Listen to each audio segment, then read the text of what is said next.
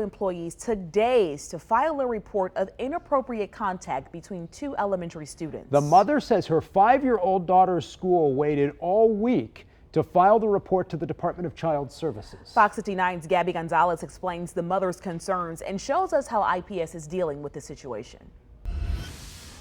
Well, this mom says she's frustrated with the school's lack of action and feels like they did not follow protocol or the law when it comes to immediately reporting these kinds of cases.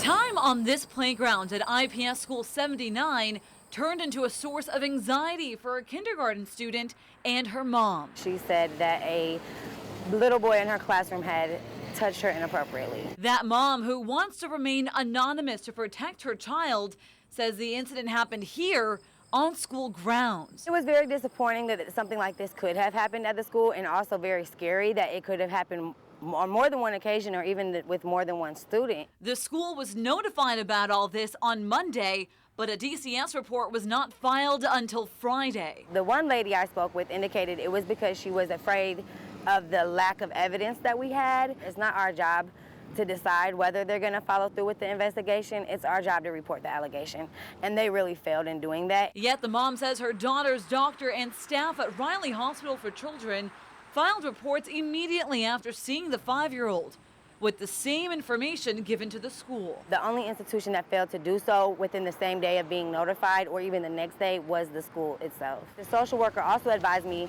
that the vice principal had been made aware of the allegation, and she failed to report as well. The mother attended a meeting with the school social worker Friday morning to talk about the allegations. She openly admitted that she does regret not following the usual protocol on where they would immediately do something like that. This situation comes just months after IPS held special training for all of its principals on their duty to promptly report abuse and neglect cases. 2 IPS employees were charged this year for waiting 6 days to report a potential sexual abuse case. Now this mother wants to make sure the right procedure is being followed. It's very disgruntling for me as a parent. Now they've really shown negligence on failing to follow through with their institutional commands.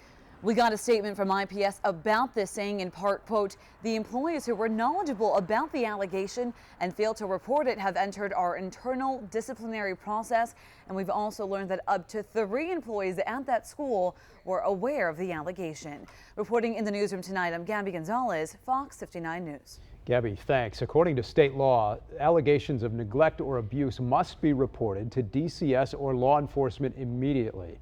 Failure to report is a Class B misdemeanor. Earlier this year, IPS waited 6 days to report alleged sexual abuse between this former guidance counselor, Shayna Taylor, and 2 male students. Several IPS administrators were fired as a result. After that incident, 60 IPS principals received training on how to properly report suspicion of child abuse to DCS. Taylor's child seduction trial starts November 14th. Stay with Fox 59 as this story develops. It's Friday night, and that means high school football is